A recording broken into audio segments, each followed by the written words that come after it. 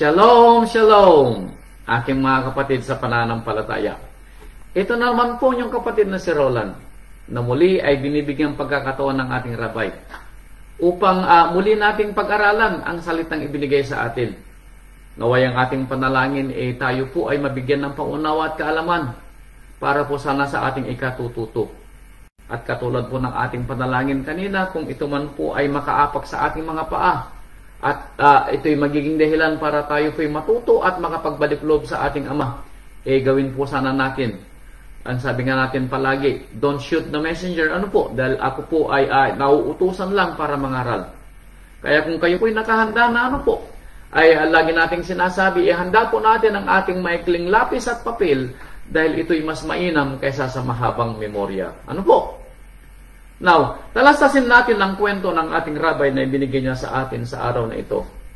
Now, alam po natin na ang mga kautusan ng Ama ay napaka-halaga na ito ay matupad po natin. Pero may mga pagkakataon na si dami-dami ng mga kautusan ng Ama wala tayong naaalala. Pero sa aral pong ito ipapaunawa sa atin ng rabay na sa aral na ibibigay niya sa atin, maaalala sana natin na ang ating mga ginagawa araw-araw para sa ikatutupad ng kanyang kautusan. At maunawaan natin na parang, alam ninyo, sa mga kapatiran po, sa mga tinawag na totoong mananampalataya, kung tunay nga po na tayo po ay tinawag ayon sa kanyang nasa, ayon sa napag-aralan natin ng nakaraan, sana iganapin natin ang ating maririnig na aral. May mga pagkakataon kasi na kung minsan nangingibabaw yung ating mga pansarili, ano po. Pero sana sa aral na maririnig natin, maalala natin na ito yung sinasabing katuparan ng lahat ng mga kautusan.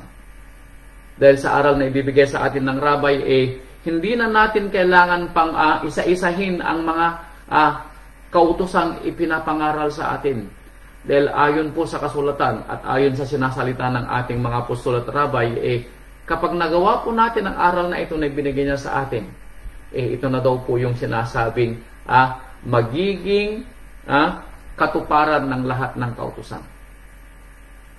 At narinig natin kanina na dito na sasalig, sabi nga, ang lahat ng mga kasulatan at ng mga propeta. So talasasin natin ang kwento. At alam ko na bagaman ito'y narinig nyo na, pero baka hindi pa natin ginagawa. Kaya hindi natin naunawaan kung paano ibubuhay ang salitang ating naririnig para sa ating ikatututo. Simulan po natin ang aral ng rabay dito sa aklat ng Galatia. And I pray, sabi ko nga, kung maapakan ng rabay ang ating mga paa, kung ito po'y maging dahilan para tayo matuto, bakit hindi? Ano po? Dahil kung minsan ang tao, saka pa lamang natututo kapag may nangyaring o may ibinunga ang kanilang mga gawa. At bumabalandra sa kanilang mga sariling mga mukha yung naging dahilan kung bakit nangyari yung bagay na kinakaharap nila. Sometimes sa katigasan natin ng ating mga ulo, kailangan pa tayong mauntog bago tayo magising. Ano po? Sana wag naman. Now, dito po sa aklat ng Galatia, chapter 5, verse 14, ito po ang sabi. Sapagkat ang buong kautusan ay natutupad sa isang salita. Now, sinasabi po na aklat sa sulat ni Apostol Saulo sa mga taga-Galatia, sabi niya, sa lahat ng mga aklat ng kautusan, ito ay mabubuo, sabi ni Apostol Saulo, sa isang talata o isang salita. Now, I pray na ito ay maramdaman natin I pray na ito ay magawa natin. Dahil may kasabihan na hindi mo maibibigay ang hindi mo pa naramdaman. At kung hindi mo pa naramdaman at nakita, hindi mo ito maibibigay sa iba. At ang talatang ating babasahin ay dapat magsimula sa ating sarili bilang pinili ng Ama na kanyang piniling maglingkod. Dahil ang Ama ayon sa nasusulat ay pag-ibig. Kaya sabi niya, katuparan ng lahat ng mga kautusan ay natutupad sa iisang salita. At anong sabi niya? Sa makatwid ay ito, sabi ni Apostol Saulo, iibigin mo ang iyong kapwa na gaya ng inyong sarili. Now, napakasimple yan po. Pero naunawaan ba natin ang ating binasa? And ang katanungang lalo ginagawa pa natin ang ating binasa. Dahil kung sa dinami-dami ng ating mga naunawaan sa Biblia at laging binabasa tuwing Sabado sa aklat ng Mateo na siyang sinasabing pangalawang utos, bilang ating pakikisalumuha sa ating kapwa, kung ito'y nagagawa natin, makikita sana natin na ang sanlibutan ay umayos at naging mapayapa. Pero hindi ito natin nakikita. Bakit? Dahil ang sanlibutan ay lalong lumalala. At sa ating mga kapatiran, instead na sana tayo ay lalong magkaroon ng pag-ibig sa bawat isa at lalo sanang lumalim ang ating mga relasyon bilang mga magkakapatid sa ating Ama, may mga pagkakataon na parang hindi natin nakikilala ang bawat isa. Kilala natin sa pangalan maaari, pero hindi natin maramdaman na kilala natin sila. Yung bang kapag tayo ay nasa kanilang mga bahay, mararamdaman ba natin yung feel at home o tayo po ay may alalahanin sa buhay? Ano po? Kung nakita natin ang ating mga kapatid, tayo ba ay may katuwaan sa ating mga puso na makita sila? Kapag may narinig tayong mga kapatid na may mga sakit o may mga problema sa buhay at naramdaman natin, naunawaan natin, tayo ba ay nakikisimpatya o parang baliwala sa atin? Mga kapatid ko, hindi natin mauunawaan ang magiging katuparan ng lahat ng kautusan na iibigin natin ang ating kapwa katulad ng pag-ibig natin sa ating sarili kung wala po tayo nito sa ating puso. Kaya laging ang pambungad ko kanina, hindi mo pwedeng i-share ang wala sa iyo. Kaya talastasin natin, sabi niya, na ang magiging kabuuan o katuparan ng buong kautusan ay ang salitang iibigin mong yung kapwa na gaya ng pagmamahal mo sa iyong sarili. At ito'y dinagdagan pa dito sa aklat ng Mateo. Mateo chapter 7 verse 12. Mateo o Matityaho chapter 7 verse 12. Ang pamagat pala ng ating tema sa araw kong ito ang katuparan ng kautusan. Ayan. Chapter 7 verse 12. Kaya nga lahat ng mga bagay na ibig ninyong gawin sa inyo, gawin ng mga tao, gawin naman ninyo ang gayon sa kanila, sapagkat ito ang kautusan at ang mga propeta. Now, inulit ano po? Na kung ano man daw ang ibig ninyong gawin nila sa inyo, gawin naman ninyo ito sa iba. Dito po nagsimula o nanggaling yung sinasabi nating golden rule. Ano po? Gawin mo sa iba ang gusto mong gawin nila sa iyo. Now, ito ba'y naunawaan natin dahil ito yung nasulat na for almost 2,000 years. Pero tumitino ba ang sanlibutan dahil sa salitang ito? Now, alam natin, binabasa natin. Now, sino sa atin ang hindi nakakaalam ng golden rules? Alam po natin yon dahil ito'y galing sa Biblia. Dito pala nanggaling ano po? Pero makikita natin na parang hindi nangyayari. Now, dalhin natin ang kwento ng katuparan ng mga salita saan magsisimula sa ating tahanan. Mararamdaman ba natin yung pag-ibig sa ating mga tahanan? Between sa mag-asawa, sa asawang lalaki at sa asawang babae. Andun ba yung pag-ibig? Andun ba yung sinasabing, kapag nakikita mo ang asawa mo, nakakaramdam ka ba ng peace? Ha? Parang yung pinapakinggan namin drama kanina, na instead na magkaroon siya ng peace doon sa asawa niya, nakakaramdam siya ng galit. Dahil hindi niya alam kung bakit siya nagagalit sa asawa niya. Kumbaga, nagagalit sa kanyang sambahayan. Now, iba yung sinasabing galit sa sambahayan, pero iba naman yung galit na nararamdaman mo sa iyong mga mahal sa buhay dahil kung wala kang pag-ibig sa iyong sarili, hindi mo maibibigay ang pag-ibig na ito sa iyong kapwa, unang-una sa iyong asawa, sa iyong mga anak, sa iyong mga magulang. Magsisimula sa tahanan. At ito'y mauunawaan mo kung mauunawaan mo ang salita ng Ama nang sinabi niya sa iyo na namatay ang kanyang bugtong na anak dahil sa kanyang pag-ibig sa iyo. Now, kung hindi ka tinawag sa kanyang pag-ibig, abay kapatid ko, hindi ko alam kung anong itatawag ko sa iyo. Baka hindi pa kita pwedeng tawaging kapatid. Tayo po ay nagtatawag ang magkakapatid, tama po.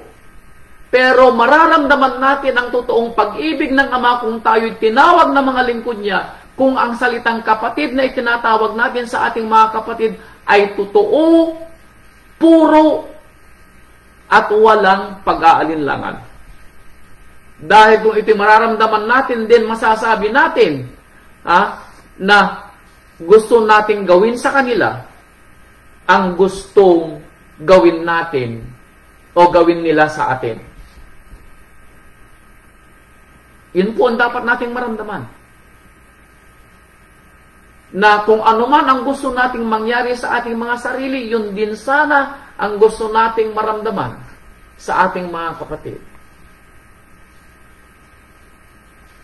Dahil kung hindi po natin nararamdaman ang pag-ibig sa ating kapwa, abay, maling pag-ibig po ang ibinigay sa atin ng ating Ama. At hindi magkakamali ang Ama dahil tinawag niya tayo ayon sa kanyang pag-ibig. Kaya sabi niya dito sa Aklat ni Santiago, chapter 2, verse 8. Santiago, chapter 2, verse 8.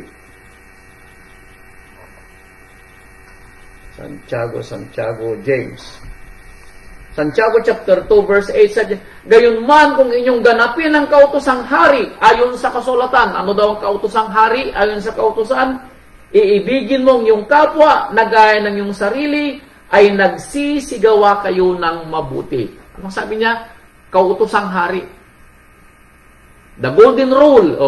Kay Santiago pala nagsimula yung salitang kautosang hari, the golden rule, the king's rule.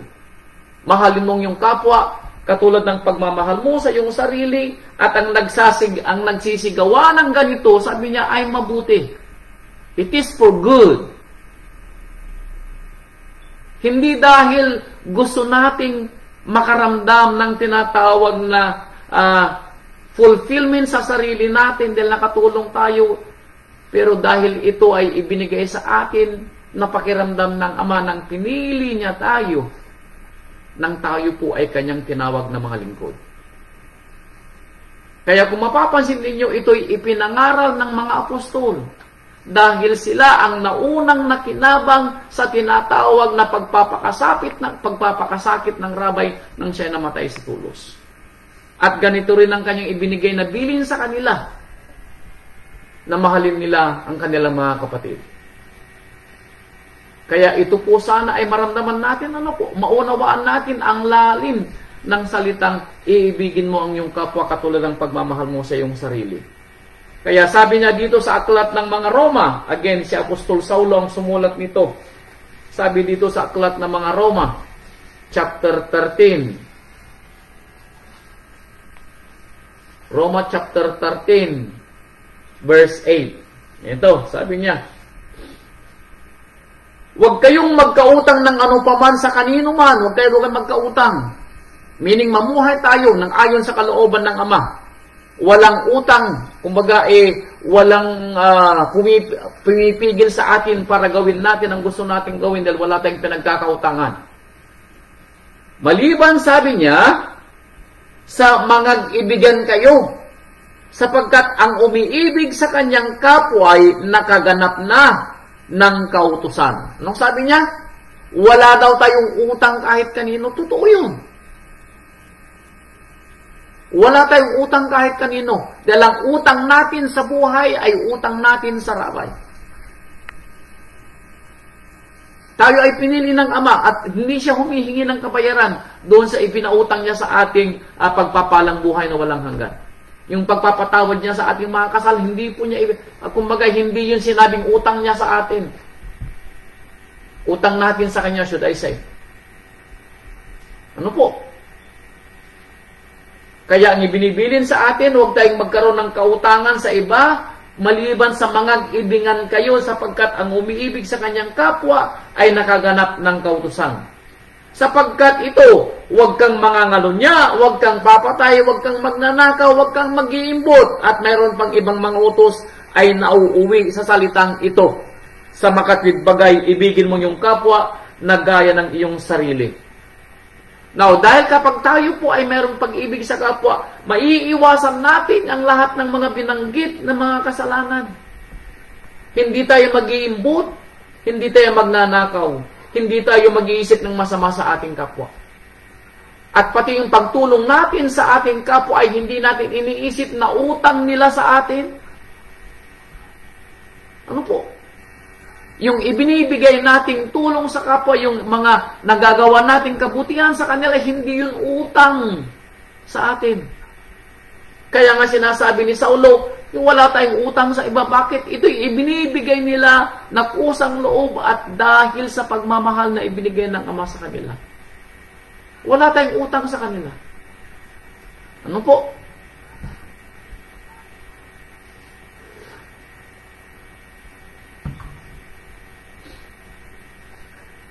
Kaya, sabi niya, huwag tayong magkaroon ng utang sa iba. Kaya kayong mga kapatid ko, huwag niyong isipin na ang inyong mga nahihinging tulong sa mga kapatiran, huwag niyong isipin utang. At kayo naman mga kapatiran na nagbibigay ng kanilang mga tulong, ano po, huwag niyong sanang isipin kayo nagpapautang sa kanila. Hindi po natin ito ginagawa para sa ating sarili. Ginagawa natin ito dahil itong ibinigay sa ating kautusan. Natignan natin ang pangangailangan ng ating kapwa at kung ito'y maibibigay po natin, ganapin po natin ang mabuti. Now, maalala yung sinabi ng Apostol Saulo, na Apostol Santiago, kapag ang isang kapatid ay nangangailangan at lumapit sa iyo, sabi ni Apostol Santiago, pero sasabihin mo ba na ipapanalangin kita kapatid? Samantalang alam niya na mayroon ka kung bakit siya lumapit sa iyo. At ikaw ay may kakayahan na ibigay yung pangangailangan niya. Now, kung hindi mo ito gagawin kapatid ko, nasaan yung pagmamahal at bakit mo siya tatawagin kapatid kung hindi mo mararamdaman yung pangangailangan niya? Ano po? Hindi po flowery ang salitang kapatid na ito'y binabanggit natin dahil gusto lang itong marinig ng ating mga kapatid. Hindi po.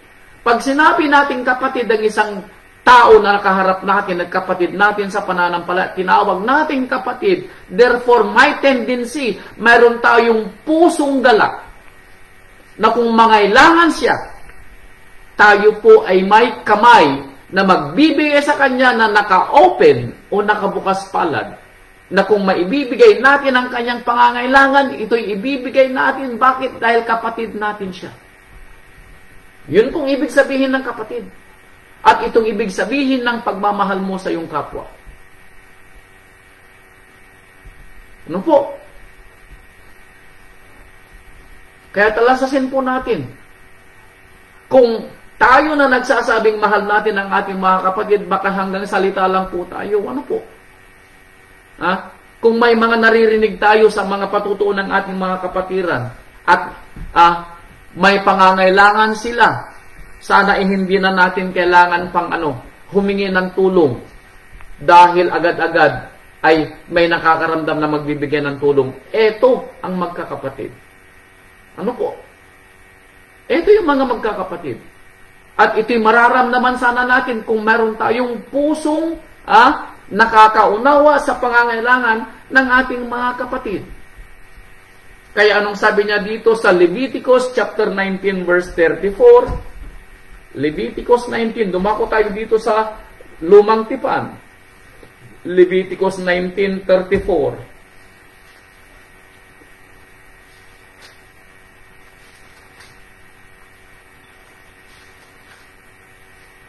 Leviticus 19:34. Ito po sabi niya.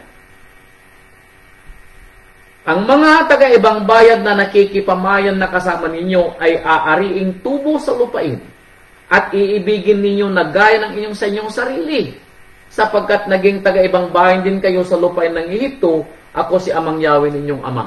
Now, anong sabi niya? Pag may mga nakikipamayan sa inyo, aariin ninyong tubo. Meaning, aariin ninyong kapatid nyo sa laman. Aariin kapatid nyo na parang kasama siya doon sa sambahayan mo. Anong ibig niyang sabihin, mga kapatid? Ang mga kapatid natin, kanya-kanya sila ng pinanggalingan. Pero kapag sila ay pumunta sa atin, hindi po natin mararamdaman na sila ay taga-malayo. Kung ang mga kapatid natin sa Davao pumunta dyan sa Dinalongan, mararamdaman ba nila na sila ay taga-Davao? O sila ay feel at home? Yung mga kapatid natin na nasa Dinalongan pupunta sa Cotabato City, dapat bang maramdaman ng mga kapatid natin sa Dinalongan, Aurora, na sila ay taga-Dinalongan at hindi nila maramdaman ang pagmamahal ng mga taga-Cotabato City? Abay, kung hindi natin ito mararamdaman, na tayo po ay tanggap at mayroon tayong nararamdamang kapayapaan sa paligid ng ating mga kapatid, abay mga kapatid ko, walang pag-ibig sa atin. Ano po? Kung hindi natin maramdaman yung kapayapaan sa ating mga puso, habang tayo po ay dumadalaw sa ating mga kapatid na nasa malayo, bagamat sila po ay taga-ibang bayan, at hindi nila tayo tatanggapin bilang kanilang kapatid sa laman, abay mga kapatid ko, hindi tunay na pag-ibig ang nasa atin.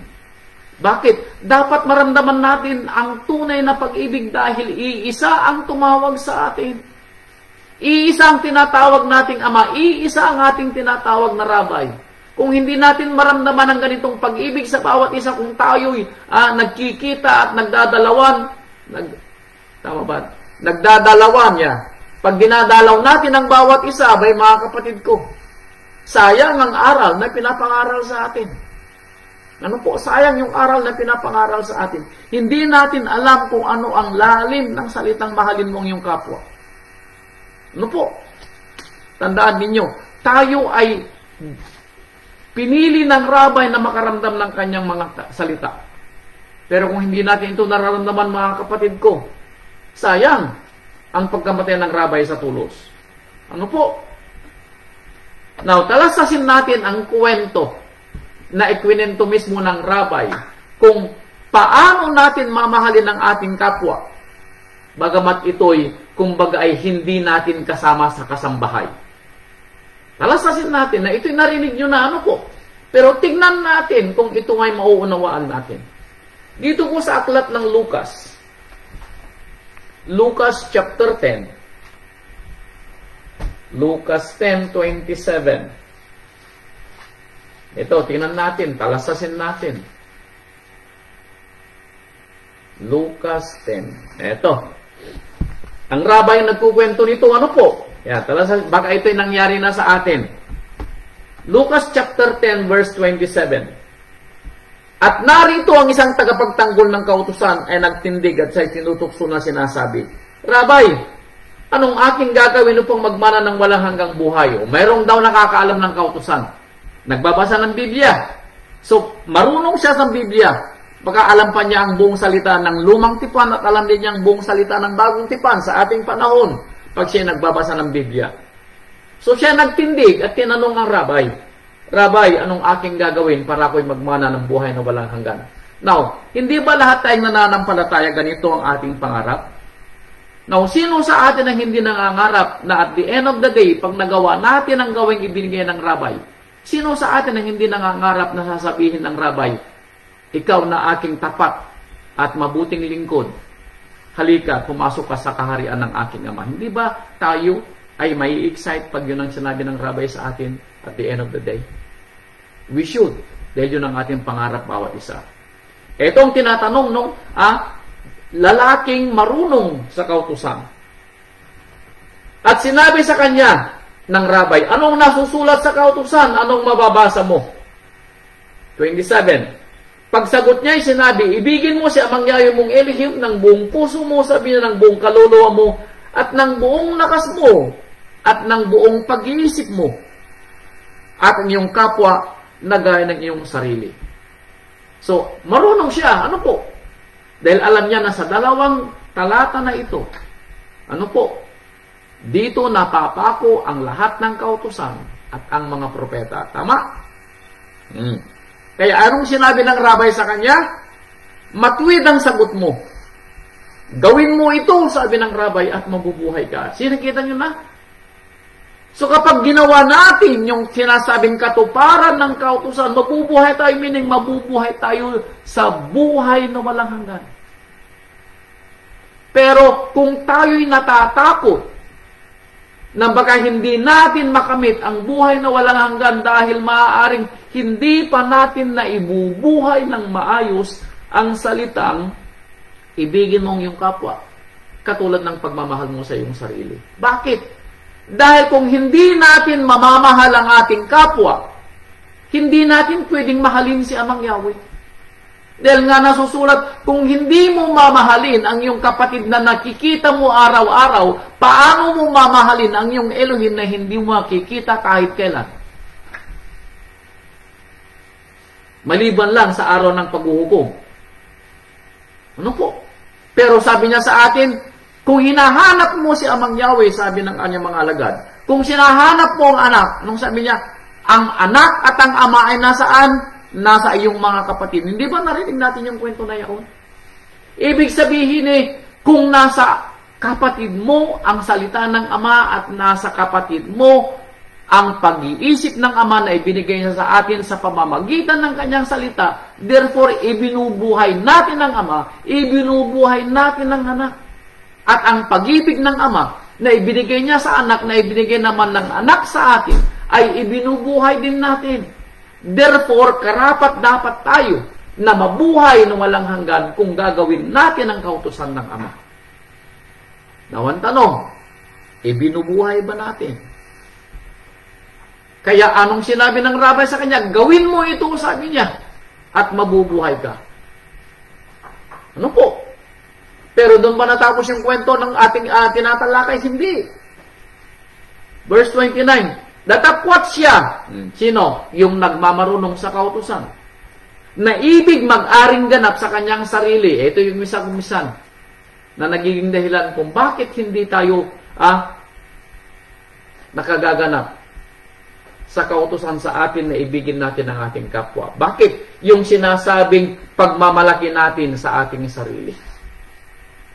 Dumarating yung puntong iniisip lang natin yung para sa atin. Yung bang tayo po ay may tutulong sa kapwa, pero iniisip natin, ito ay para sa asawa mo, ito ay para sa mga anak mo, ito ay para sa mga apo mo. Kaya instead na ibibigay mo sana doon sa kapatid na nangangailangan, sasabihin mo sa sarili mo, abay, kulang pa sa amin. Abay, kapatid ko, the moment na sinabi mong kulang sa inyo, ikaw ang nagsabi sa sarili mo, kukulangin ka nga talaga. Now, mark my word, dahil narinig ko na ito at nakita ko na nangyari. Ano man ang lumabas sa bibig mo, kapatid, baka dumating ang pagkakataon mangyari sa iyo. Bakit? Dahil iniisip mo na instead na may tutulong mo sana sa kapatid mo na nangangailangan, pero iniisip mo sa sarili mo, ano po? Kulang sa inyo. Or iniisip mo sa sarili mo na inihahanda mo, baka may magkasakit na mga anak mo, baka may magkasakit na apo mo. Mark my word, kapatid ko. May magkakasakit nga. Ano po? Dahil nanggaling sa sarili mo. Baka mangyari yung sinasabi mo. Ano po? Dahil nasusulat. Ano man pong lumabas sa ating mga bibig. Ano po? Ay mangyaring bumaladra sa atin. Ano po? Yun pong ibig kong sabihin. Na mangyayari ang ating mga sinasabi dahil ito'y nasusulat na anuman ang lumabas sa ating mga bibig ay hindi po babalik sa atin na hindi ginaganap ang pinagsalitaan po natin. So dito dahil nakikita yung salitang pagiging makasarili. Ano po?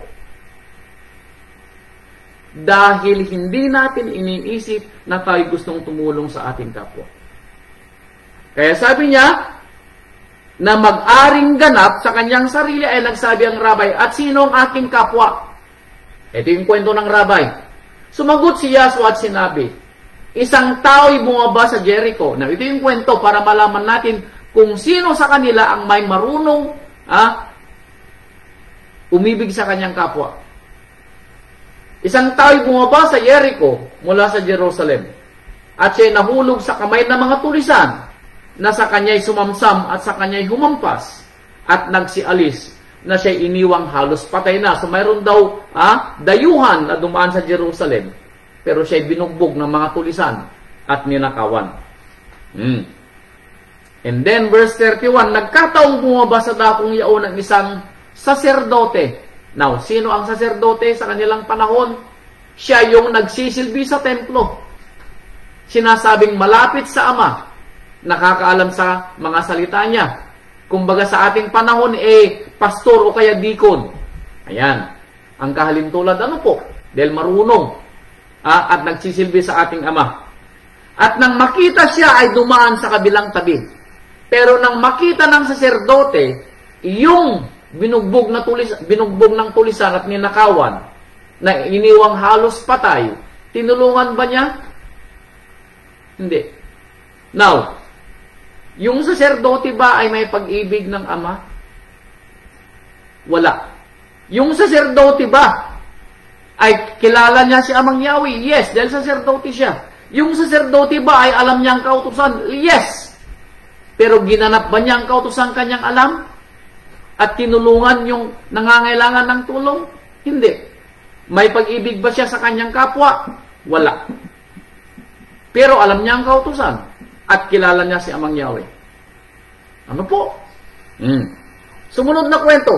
At sa gayon ding paraan ng isang Levita. Now, sino ang mga Levita?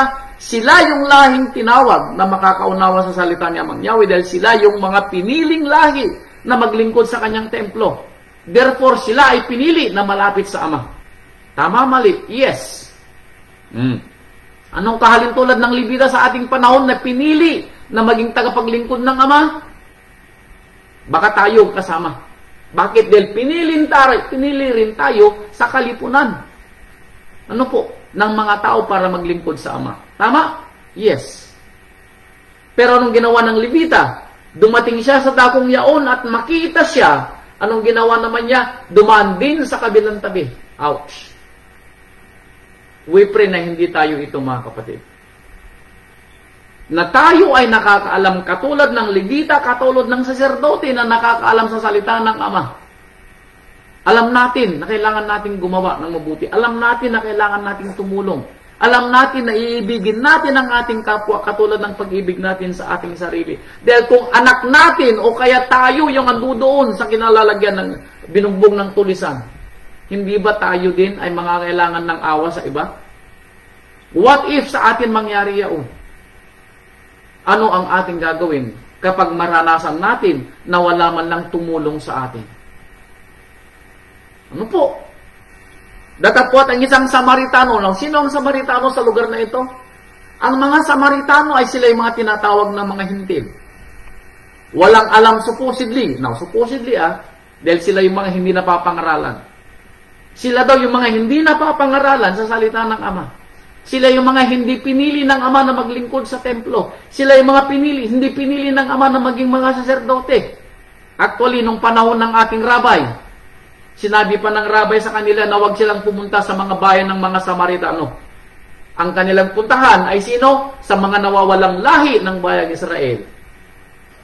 Pero ginamit ito ng rabay para ipaunawa sa atin na hindi po yung nakakaalam sa salita ng Ama ang may pag-ibig sa kapwa. Hindi po yung mga nakakaalam sa pangalan ni Amang Yahweh na yung may pag-ibig sa kapwa. Kundi yung totoong may pagmamalasakit sa kapwa ang may pag-ibig sa kapwa. Ano po? Maaaring narinig nila yung kahit papaano aral dahil alam nila kung paano magkaroon ng pag-ibig sa iba. Dumating ang isang Samaritano sa kanyang paglalakbay, dumating sa kinaroroonan niya at nang siya makita niya ay nagdalang habag at lumapit sa kanya at kinalian ang kanyang mga sugat. So yung hindi mo ini-expect na tutulong sa iyo, yun ang tumulong sa iyo. Ano po? Yung hindi ini-expect na siyang tutulong doon sa tao, siya ang tumulong sa tao. Ano po? Okay. Anong ginawa niya? Tinalian niya ang kanyang mga sugat, binuhusan ng langis, at siya isinakay sa kanyang hayop at dinala doon sa bahay panuluyan at siya inalagaan. And then kinabukasan, dumukot siya ng 2 denaryo at ibinigay sa katiwala ng bahay tuluyan at sinabi, alagaan mo siya. At ang anumang magugol mong higit ay aking pagbabayaran sa iyo pagbabalik ko. Ito ang may tunay na pag-ibig sa kapwa. Nagtanong ang rabay, sino sa 3 ito sa akala mo ang nagpakilalang kapwa-tao sa nahulog sa kamay ng mga tulisan? Yung saserdote na nakakaalam ng kautusan at kilala si Amang Yahweh bilang Elohim? Yung mga Levita na pinili na makaunawa sa kautusan, makarinig ng kautusan? O yung Samaritano na maaring hindi niya masyadong kilala si Amang Yahweh, hindi siya masyadong nakakaunawa sa kautusan, pero may pag-ibig sa kapwa. Kaya anong sabi ng ating rabay, sino sa 3 nagbigay kapwa-tao? At sinabi noong sinasabing tagapagtanggol ng kautusan, anong sabi niya? Ang nagkawang gawa sa kanya, yun daw ang may kapwa-tao. At sinabi ng ating rabay sa kanya, humayo ka at gayon din ang gawin mo. Now, ano pong ibig niyang sabihin, mga kapatid ko? Kapag tayo po ay tutulong sa tao, hindi po natin tinitignan ang kanyang katayuan. At hindi naman natin tinitignan ng ating sarili kung ano tayo sa paningin nila. Tumulong tayo sa maitutulong natin kung kaya natin tumulong.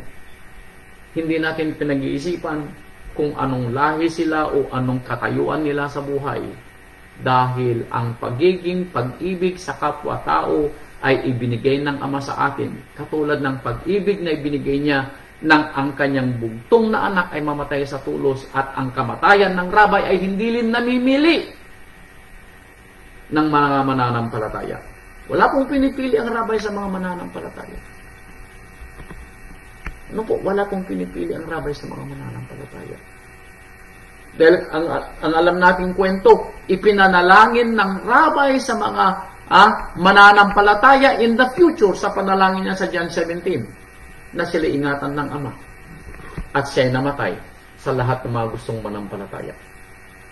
So makikita po natin yung kahalagahan na dapat nating maunawaan ng kwento ng salitang pagiging pag-ibig sa kapwa. Ito pa yung dagdag. Ano po? Sabi niya dito sa 1 Timoteo chapter 1 verse 5. 1 Timoteo chapter 1 verse 5. Ito, talisasin natin ang dagdag na kwento. 1 Timoteo chapter 1 verse 5. Ngunit ang kinauuwian ng bilin ay ang pag-ibig na nagbubuhat sa malinis na puso at sa mabuting budhi at sa pananampalatayang hindi pa imbabaw. Now, kaya paano natin mararanasan ang pag-ibig sa kapwa? Paano natin ibibigay ang tunay na pag-ibig sa ating mga kapwa? Unang-una sa ating mga sambahayan at sa lahat ng ating mga makakasalamuha. Ito, sabi ni Apostol Saulo kay Timoteo, ang kinauwian ng bilin ay ang pag-ibig saan na nagbubuhat sa malinis na puso. Ito daw ay dapat galing sa pure heart. Walang, pagkukunwari. Hindi itinataas ang kanyang, hindi siya naghihintay ng kapalit. Yun po yung pag-ibig mula sa malinis na puso. Mula sa mabuting budhi.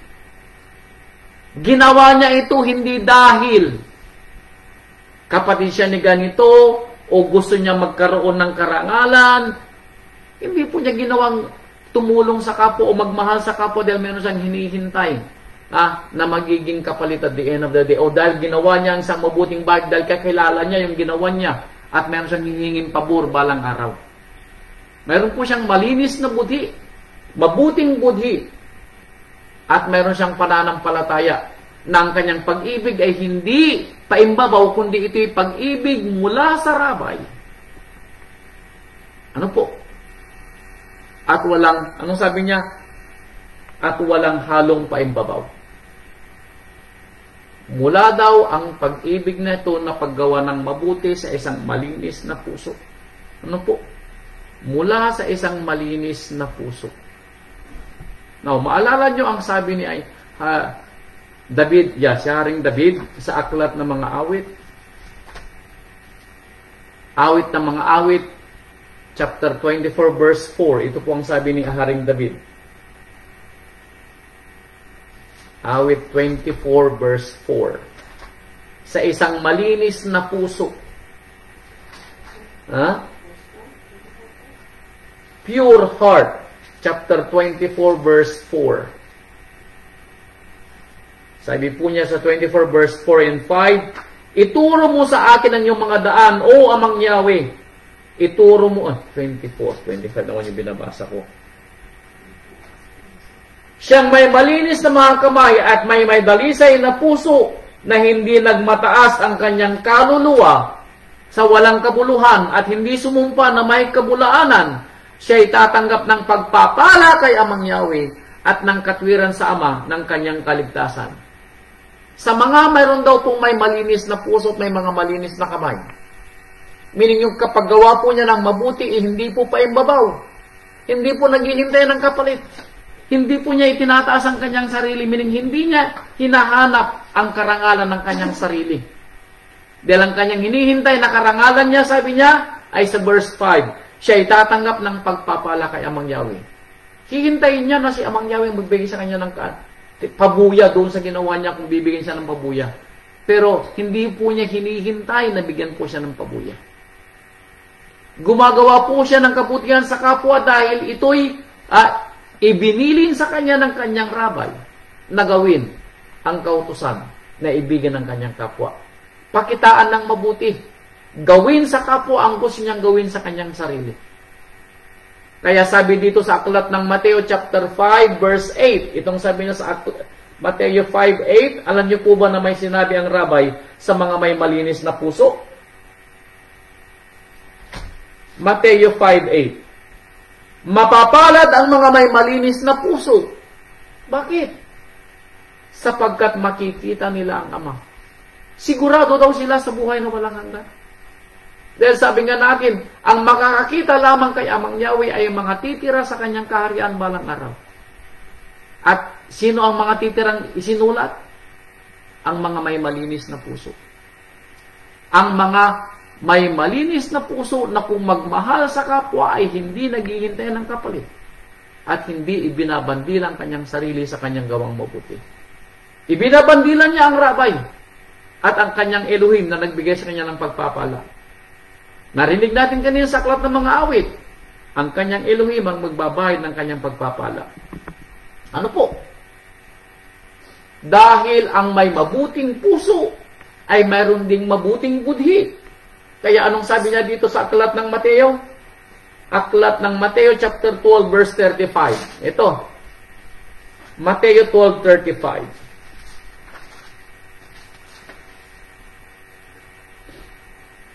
Mateo 12:35. Ang mabuting tao sa kanyang mabuting kayamanan ay kumukuha ng mabubuting bagay. Kapag tayo daw po ay gumagawa ng mabuti because of the goodness of our heart. Bakit? Sabi ko nga sa inyo kanina, hindi mo ma-share sa iba ang wala sa iyo. Hindi mo ma-share sa iba ang wala sa iyo.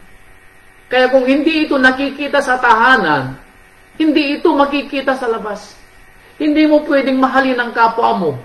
Honor ang hindi mo kakilala sa labas kung hindi mo mamahalin yung mga nasa loob ng sangbahayan mo. Hindi mo pwedeng mahalin ang hindi mo kakilala kung hindi mo pwedeng bigyan ng pagmamahal ang mga mahal mo sa buhay. Unahin mo muna sila para may pakita mo kung paano ka magmahal. Then, mag-i-extend sa labas. Kaya dapat saan makikita ang pag-ibig sa kapwa? Makikita sa loob ng tahanan. Sa bawat mag-asawa, sa bawat pamilya, sa bawat mga magulang at sa bawat mga anak. Sa mga anak, hindi nyo may share ang paggalang sa iba kung hindi nyo pwedeng igalang inyong mga magulang. Dahil ang sino mang hindi makapagpagalang o makapaggalang, magbigay ng respeto sa kanyang magulang, never na magkakaroon siya ng respeto sa iba. Ano po? Tandaan po ninyo, hindi mo pwedeng i-share sa ibang wala sa iyo.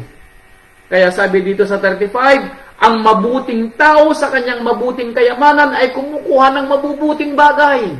Out of the goodness of your heart, lumalabas ang kabutihan mo sa kapwa. At ang masamang tao sa kanyang masamang kayamanan ay kumukuha ng masamang bagay. So kapag hindi ka nag-exercise o wala sa puso mo ang kabutihan, wala sa puso mo yung mabuting budhi, wala sa puso mo yung malinis na puso, abay kapatid ko, wala kang maibibigay na maganda sa iba. Dahil it's not out of the goodness of your heart, pero ang lalabas ay masamang gawa. Ano po? Mga kapatid ko, ang sinabi ko kanina, magsisimula ang pag-ibig sa ating sarili una. Dahil tayo ang pinili ng Ama. So kung tayo yung tunay na pinili ng Ama, lalabas sa puso natin, yung paggawa ng mabuti sa kapwa. At mauunang makikita ito sa atin sa loob ng ating mga pamilya. Kung meron tayong compassion sa ating mga mahal sa buhay, then, i-exercise natin, gaganapin natin ang pagiging pag-ibig sa kapwa. Ibubuhay natin. I-develop natin sa ating mga sarili, sa ating sariling sangbahayan. And then, pagdating natin sa labas, pwede nating extend sa iba. Ano po? Kaya, talasasin ninyo itong ibinigay na isa pang kwento ng Rabay. Kung makikita natin kung paano tayo magmahal sa ating kapwa.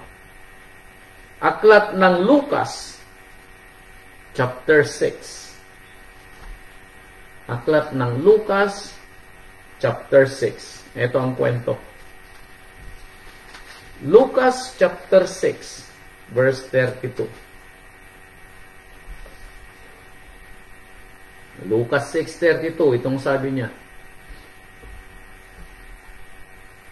Kung kayo'y magsisiibig sa mga nagsisiibig sa inyo, anong pasasalamat ang inyong kakamtin? Now, kung mamahalin lang daw natin, na kapwa natin, yung mga nagmamahal sa atin, na kapwa natin, ano daw makakamtan natin? Now, ini-extend ng Rabay kung paano natin mamahalin ang ating kapwa. Dahil ang kapwa po natin ay hindi lang yung mga nagmamahal sa atin, ang kapwa din natin yung mga nagagalit sa atin, yung mga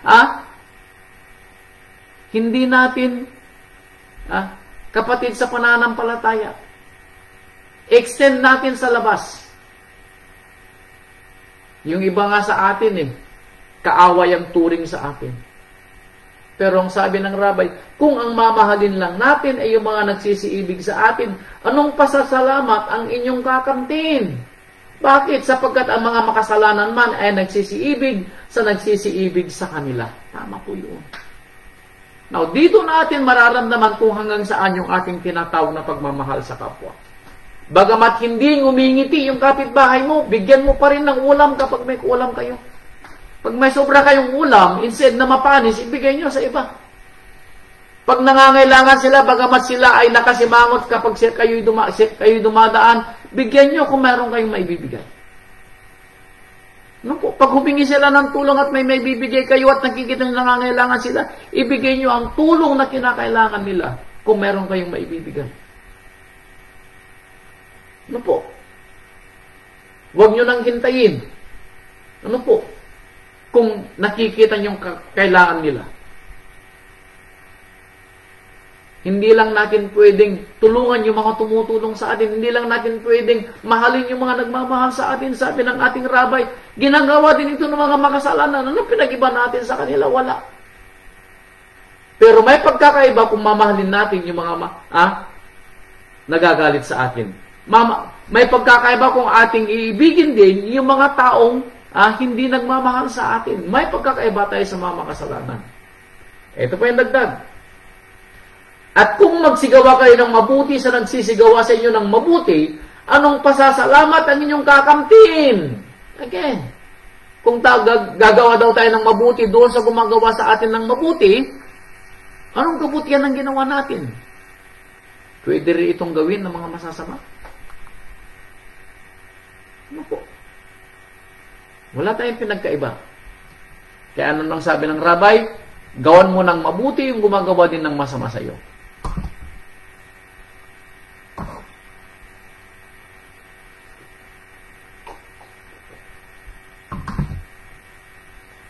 Ang kapwa po natin ay hindi rin gumagawa ng mabuti. Yung kapitbahay po natin, hindi lang yung nakangiti sa iyo at nagpapibigay sa iyo ng mga ulam. Kapag may handaan, iniimbita ka. At yung mga hindi umiimbita sa iyo ay hindi mo na kapitbahay. Kapitbahay, kapwa mo pa rin po yung mga yon. Now, lalong-lalo na po sa mga kapatiran po natin, ano po? Ang mga kapatiran po natin ay parang silang extension ng ating sangbahayan. Tandaan po ninyo palagi, ang mga kapatiran po natin ay extension ng ating sangbahayan. Bakit tinatawag natin sila mga kapatid? Tinatawag natin sila mga nanay. Hindi ko pwedeng tawagin nanay si Nanay Imbit kung nakikita ko na naglaramdam siya at kailangan niya ng tulong at wala akong may bibigay, samantalang ako ay wala akong ibibigay na tulong, samantalang pwede naman akong tumulong. Hindi ko siya pwedeng tatawagin nanay. Bakit? Bakit ko tatawagin nanay kung wala akong pagmamahal sa aking sarili na pwede ko siyang tawagin nanay? Pag tinawag ko siyang nanay, ibig sabihin kung may pangangailangan siya at meron ako, then gaganapin ko yung aking pagtawag na nanay. Pag may isang kapatid na nangangailangan, tinatawag ko si kapatid na librando na kapatid at may pangangailangan siya at may bibigay kong tulong, tutulungan ko siya. Bakit? Dahil tinatawag ko siyang kapatid. Nauulitin ko, ano po, ang pagtawag natin na kapatid at mga magulang sa ating mga kapatiran ay dapat nating gawing makatotohanan pag dumating ang punto na kailangan natin o kailangan nila, should I say, ating mga tulong at mayroon tayong maibibigay na tulong. Ano po? Ganapin po natin ang ating pagiging pagmamahal sa kapwa na ibinigay ng rabbi. Dahil tandaan natin, ang nagbibigay ng ating pagpapala ay si Amang Yahweh. Ano po? At ito ibinigay sa atin para gawin natin ang kabutihan ng Ama sa ating mga kapatid. Ano po? Kaya sabi ng ating rabbi, kung magsisigawa kayo ng mabuti, sabi niya, sa mga nagsisigawa sa inyo ng mabuti, anong pasasalamat ang inyong kakamtin? Pwede rin naman itong gawin ng mga masasama. 34. At kung kayo magpapahiram doon sa mga inaasahan ninyong kayo'y may tatanggapin, anong pasasalamat ang inyong kakamtin? O sa mga humihiram sa inyo, yung mga umuutang, nangangailangan, pero hindi nyo binibigyan. Bakit? Dahil iniisip nyo, paano niya ako babayaran? Ano po? Nakatandaan nyo palagi. Kapag ang kapatid ay umutang at nakita nyo talagang nangangailangan talaga, bigyan po ninyo kung meron ka may bibigay. Now, bayaran man niya o hindi, nasa kanya yun. Yun ang aking pangunawa. Sa akin po, ano po? Now, hindi ko sinasabing gawin nyo na magiging kayo ay balasubas, hindi. Kapag ang isang kapatid ay nangangailangan, bigyan natin. Kung may bayad siya o wala, nasa kanya, bayaran man niya o hindi, nasa kanya na po yun. Kung hindi niya bayaran, si Amang Yahweh po nakakaalam dahil wala siyang pambayad. Pero kung may pambayad siya, ayaw pa rin niya magbayad, si Amang Yahweh pa rin nakakaalam. Sagutin niya kay Amang Yahweh. Yun ang aking panuntunan. Ano po? Ang ibig kong sabihin, kung meron tayong may bibigay na tulong, ibigay po natin regardless kung ano po yung circumstances. Basta nangangailangan siya ng tulong. Yun ang akin. Ano po? Gawin po sana natin ganito ang ating panuntunan para makatupad tayo sa sinasabi ng kasulatan. Ano po? Hindi tayo magpapahiram dahil iniisip natin na mababayaran nila at the end of the day. At kung hindi nila mabayaran, iniisip mo na baka hindi nila mabayaran kasi anday mong sinasabi niya, wala siyang trabaho, mahirap siya sa buhay, naghihikahos. Paano niya ako mababayaran? Abay, kapatid ko. Wala kang pag-ibig. Dahil iniisip mo agad yung magiging kapalit. Natandaan niyo palagi yung kwento. na sinabi mismo sa kasulatan, ang nagpapautang sa mga nangangailangan, si Amang Yahweh ang pinapautangan. Tandaan niyo palagi yung kwento. Ano po? Kung hindi sila makakabayad, si Amang Yahweh magbabayad para sa kanila. Mas gusto ko yun na bayad. Ano po? Mas gusto ko yun na bayad. 35. Datapot, ibigin ninyo ang mga kaaway at gawin niyo sila ng mabuti. Magpahiram kayo na kailanman ay huwag asahan ng kapalit. Sinabi ko sa inyo, magpahiram kayo na huwag niyong isipin na babayaran nila dahil hindi nila alam kung saan sila kukuha ng kanilang ipambabayad. Maalala ko yung panahon ng aking inang. Pag kami ay pupunta sa kanyang mga kamag-anak, tinatanong kung kailan siya magbabayad. Hindi nga namin alam kung kailan kami makakakain ng 3 beses ang araw, tapos itatanong kung kailan kami makakabayad. Natural, hindi alam ng aking inang ang kasagutan kung kailan siya makakabayad. Bakit hindi niya alam kung kailan siya magkakaroon? Mga kapatid ko, huwag ganun ang itanong ninyo sa mga kapatid na humihiram sa inyo at nangangailangan. Huwag na huwag niyong tatanungin kung kailan nila babayaran. Kung mabayaran nila, salamat sa Ama. Kung hindi, salamat sa Ama. Naway nakatulong ka at sana magkaroon din sila ng ganong mga pagpapala para hindi na sila umutang pa sa susunod ng mga panahon. Yun ang ipanalangin ninyo mga kapatid. Ano po? Kaya sabi ng Rabbi, magpahiram kayo at huwag niyong isipin kung kailan sila makakabayad. Ano po? Ito pa dagdag. Aklat ng Lucas chapter 14. Lucas 14 chapter 12. Tama ba? Yun. Galing na darling ko. Nakalimutan ko idagdag yung verse 36 ng chapter 6 ng Lucas. Bakit daw gagawin natin ang mga bagay na ito? Chapter 6 verse 36. Magmaawain kayo, gaya naman ng inyong Ama na maawain. Pag ginawa daw po natin ang mga sinasabi sa atin at tayo naging maawain sa ating kapwa, compassion, mercy, magiging maawain daw po tayo katulad ng ating Amang nasa langit. Now, imagine ninyo na inahahalin tulad tayo kay Amang Yahweh. Abay, kung inahahalin tulad tayo kay Amang Yahweh, therefore tayo ngay anak ni Amang Yahweh. Kung nagiging mannerism natin, kung nagiging ugali natin ang ugali ng ating Ama, anak nga tayo. Hindi may pagkakailan ni Amang Yahweh na tayo anak niya. Ano po? Parang yung binata ko kanina, ano po? Meron na siya gawain na parang namanan niya sa tatay niya. Sabi ng asawa ko, anak ka nga ng tatay mo. Ano po? So makikita po natin na kapag ginagawa natin ang gawain ng ating Ama, abay, nagiging kahalintulad natin ng ating Ama. Anak nga tayo ng ating Ama. Hindi po may pagkakailan. Ano po? Now, sino sa inyong gustong tawaging anak ng Ama, abay, tataas ko aking 2 kamay. Now, tandaan nyo palagi, kung may maitutulong man kayo, hindi galing sa inyo ang itinutulong ninyo. Tandaan nyo palagi mga kapatid ko, galing kay Amang Yahweh ang itinutulong ninyo. Ano po? Tandaan po nyo palagi ang kwento. Si Amang Yahweh nagbibigay ng ating pagpapala. At kung ito ibibigay nating tulong sa iba, si Amang Yahweh ang tumutulong sa kanila. Idinaan lang sa atin. Yun ang isipin nyo. Ano po? Yun ang isipin ninyo. Lucas 14. Anong sinabi ko, darling? Verse 12. Ito pa yung dagdag ng ating rabbi. 14:12. At sinabi rin naman ng ating rabbi sa nag-anyaya sa kanya, pagka naghahanda ka ng isang tanghalian o ng isang hapunan, ay huwag mong tawagin ang iyong mga kaibigan, ng iyong mga kapatid, ni ang iyong mga kamag-anak, ni ang iyong mayayamang kapitbahay. Bakit? Baka ikaw naman ang kanilang muling anyayahan at gantihan ka. Kapag tayo daw ay gumagawa ng paghahanda, ano po? Ito ihimplo, ano po? Na kung tayo daw ay nagpapahanda ng handaan, ang imbitahan daw natin ay huwag yung ating mga kaibigan, huwag yung ating mga kamag-anak, huwag yung mga mayayamang kapitbahay. Bakit? Dahil sila daw, sabi niya, ay pwede ka nilang imbitahin uli at gantihan yung ginawa mong pag-iimbita at paghahanda. Now, anong gagawin mo sa ginawa mong paghahanda? Etong sinabi niya, Dapat kung maghahanda ka, ay ay anyayahan mo ang mga dukha, ang mga pingkaw, ang mga pilay, ang mga bulag. Now, sino itong mga to? Ito yung mga tao na walang kakayahang ibalik ang kabutihang ginagawa mo.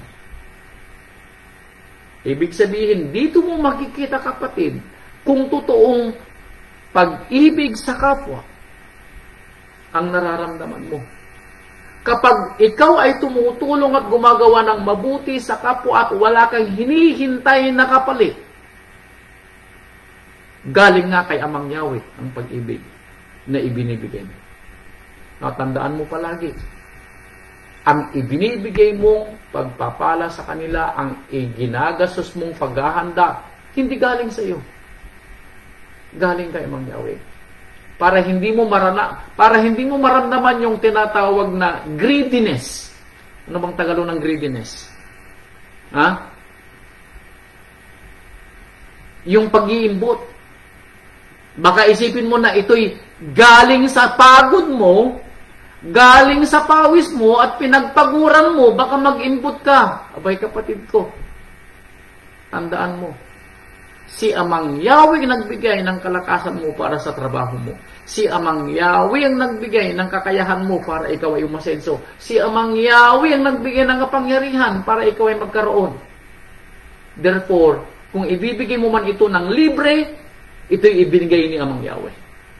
Idinaan lang sa iyo. Yun ang isipin mo, kapatid ko, para maging magaan ang loob mo sa dapat every time nagagawa ka ng pagtulong sa kapwa at paggawa ng mabuti, dahil ito'y pagmamahal sa kapwa. Ano po? Tandaan po ninyo, ito po'y pag-ibig sa kapwa pag ito'y ating ginagawa. Ano po? At magiging mapalad ka sapagkat wala silang sukat igaganti sa iyo, sapagkat gagantihin sa iyo sa pagkabuhay na maguli ng mga, hallelujah! Etong hinihintay nating kapalit palang araw. Hindi ang ganti ng ginagawa nating kabutihan dito sa lupang ibigay na kapalit ng Ama. Ang kapalit natin balang araw na hinihingi natin ay pagkabuhay na maguli sa mga ganap balang araw. Yun ang ating ganti. Kaya mga kapatid ko, kung hindi pa po natin nararanasan o naramdaman o naunawaan ang tunay na pag-ibig sa kapwa, ano po? Ito na po yung pagkakataon natin. Nang paggawa natin ng mabuti sa kapwa, walang halong pag-iimbot. Puro.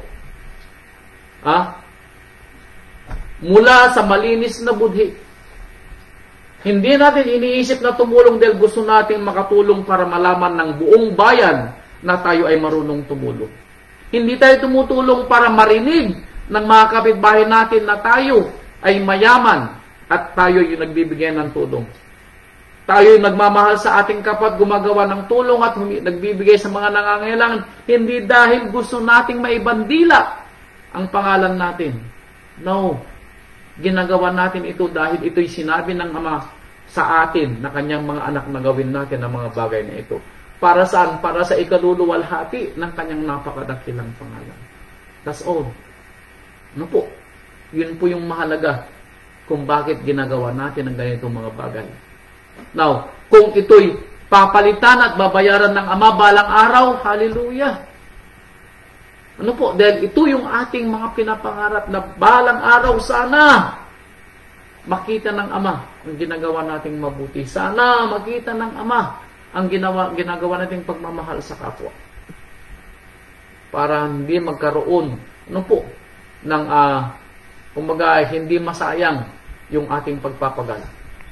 Yun ang ating hinihingi sa Ama, na makita niya na tayo bigyan niya ng pusong busilak, mabuting budhi, at pananampalatayang walang paimbabaw, na ito'y ginagawa natin sa ating kapwa, lalong-lalo na sa ating mga kapatiran, dahil ito'y ibinibigay sa atin ng ating Ama na pagkakataon na gawin ang mga bagay na ito para sa ikaluluwalhati ng kanyang napakadakilang pangalan.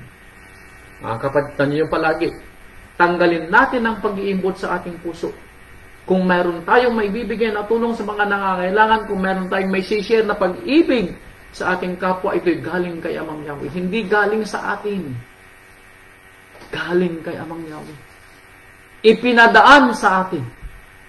At ito rin ay pagsubok sa atin kung paano natin pahalagahan ang pagpapalang ibinigay sa atin at kung paano natin tutuparin ang kautosang ibinigay sa atin na siyang nagiging katuparan ng buong kautusan na iibigin natin ang ating kapwa katulad ng pagmamahal natin sa ating mga sarili. Kaya sabi po niya dito sa aklat ni John, huling talata na po natin, tatapusin natin dito sa aklat ni Yohanan. Unang John, chapter 4, verse 7. Mga minamahal, sabi ni Apostol John, mangag-ibigan tayo sa isa't isa, sapagkat ang pag-ibig ay sa Ama. Ang pag-ibig po ay hindi galing sa atin. Wala tayong ganitong pag-ibig, dahil ang ating pag-ibig ay makasarili. Pero ang pag-ibig ng Ama ay para sa lahat. Ay mula sa Ama. At ang bawat umiibig ay ipinanganak ng Ama at nakakilala sa Ama. Tama po yun. Pinili niya, ano sabi natin? Tayo pinili ng Ama. Sa gitna ng mga tao. Pinili po niya tayo sa kanyang nasa. Tandaan po natin. Because He loved us, dahil tayo po'y kanyang minahal at tayo po'y kanyang pinili para sa kanyang layon. Ang hindi umiibig ay hindi nakakilala sa Ama. Ouch! Sa mga hindi marunong umibig, hindi marunong gumawa ng mabuti sa kapwa, yung may pag-iimbot at may naghihintay ng kapalit, ano sabi niya? Hindi nyo kilala si Amang Yahweh. Kilala nyo sa pangalan, pero hindi nyo kilala ng lubusan si Amang Yahweh. Sapagkat ang Ama ay pag-ibig, because Father Yahweh is love. Kaya hindi mo pwedeng sabihin, kapatid ko, na kilala mo si Amang Yahweh, alam mo na Ama mo si Amang Yahweh. Kung hindi mo Ama si Amang Yahweh, dapat walang pag-ibig sa iyo, kapatid ko. Pero kung Ama mo si Amang Yahweh, then may pag-ibig na ibinigay siya sa iyo. At kung hindi mo pa ini-exercise o ginaganap at ibinubuhay ang pag-ibig na binigay niya sa iyo, kapatid ko, it's about time. It's about time. Dito nahayag ang pag-ibig ng Ama sa atin. Bakit? Sapagkat sinugo ng Ama ang kanyang bugtong na anak. Sa mga nananampalataya ng ating Rabbi Yeshua ay namatay para sa atin, tayo ang nananampalataya. At ang pananampalataya na ibinigay ng ating Rabbi sa atin, walang paimbabaw. At sinugo ang kanyang bugtong na anak na pangpalubag-loob sa ating mga kasalanan. Para patawarin ang ating mga kasalanan, para magkaroon tayo ng buhay na walang hanggang balang araw. Mga minamahal, kung tayo iniibig ng Ama, nang gayon ay nararapat na mangag-ibigan din naman tayo. Sino man ay hindi nakakakita kailanman sa Ama, kung tayo nangag-ibigan, ang Ama ay nananahan sa atin at ang kanyang pag-ibig ay nagiging sakdal sa atin. Ouch! Kung kilala daw po natin si Amang Yahweh, dapat ang pag-ibig daw niya sa atin ay nagiging sakdal. Ibig sabihin kung hindi pa natin nararamdaman ang ganitong pag-ibig na walang pag-iimbot, walang halong paimbabaw, at may malinis na puso, nasasakdal ang ating pag-ibig. Pero kung hindi pa po, abay kapatid ko, oras na para gumising. Panahon na para ganapin natin ang kautusan na ito. Dito'y nakikilala natin na tayo nangananahan sa Kanya at siya ay sa atin kung binigyan niya tayo ng Kanyang Espiritu. At nakita natin at sinasaksihan ng sinugo ng Ama ang anak upang maging tagapagligtas ng sanlibutan. Ating nakikilala at ating sinasampalatayanan ang pag-ibig ng Ama sa atin. Ang Ama ay pag-ibig. At ang nananahan ay pag-ibig, ang nananahan sa pag-ibig ay nananahan sa Ama, at ang Ama ay nananahan sa Kanya. Nung sabi niya, Ang nananahan sa pag-ibig, meaning ang may pag-ibig sa kapwa, ay nananahan sa kanya ang Ama, at ang Ama ay nananahan sa kanya. Nasa atin daw po si Amang Yahweh at tayo po ay nakay Amang Yahweh. Mga kapatid ko, dito po natin maunawaan kung bakit tayo po ay may pag-ibig sa kapwa. Dahil nasa atin ang Espiritu ni Amang Yahweh. Kung hindi pa po ito natin nararanasan, mga kapatid ko, hindi pa po nasakdal ang ating pananampalataya. Hindi pa po natin naunawaan ng lubos ang nasa ni Amang Yahweh sa ating buhay. Dahil mayroon pa rin po tayong pag-iimbang. Kung iniisip lang natin ang ating mga sarili, bago natin isipin ang kapakanan ng iba, mga kapatid ko. Now, hindi ko po sinasabi na unahin ninyo ang iba. Ang sinasabi ko, kung meron kayong may maitutulong sa iba, at ito naman ay halos sobra na sa inyo, at ang mga iniisip nyo lang na nagiging dahilan kaya hindi kayo nakakatulong ay inyong mga anik-anik sa buhay, yung mga hindi naman dapat kailangan, yung hindi importanteng pangangailangan, mga kapatid ko, itulong nyo na sa iba. At alam ko, mas lalo pa na magbibigay ng pagpapala ang ating Ama. Dahil nakikita niya na ikaw ay tatawaging mabuting lingkod. Dahil ikaw ay masasabing mapagkakatiwalaan sa pagpapalang ibinigay niya sa iyo. Mga kapatid ko, gawin po natin ang ating magagawa para mapapurihan ang ating Amang nasa langit. At lalong magalak siya sa atin. Ganapin po natin ang kanyang kautusan na siyang katuparan ng lahat ng kautusan na ibigin natin ang ating kapwa katulad ng pagmamahal natin sa ating mga sarili. Salamat po sa inyong lahat, mga kapatid. Ito po ang aral ng ating rabay. At sana po tayo po ay may natutunan kung ibubuhay po natin ang aral pong ito. Lalo pong matutuwa ang ating Ama sa atin. At lalo po niyang dadagdagan at ibibigay ang mas marami pong pagpapala. Salamat po sa inyong lahat, mga kapatid. Purihin ang ating Amang Yahweh. Purihin ang ating Rabbi Yeshua HaMashiach. Hallelujah. Shabbat Shalom po at magandang gabi. Hallelujah.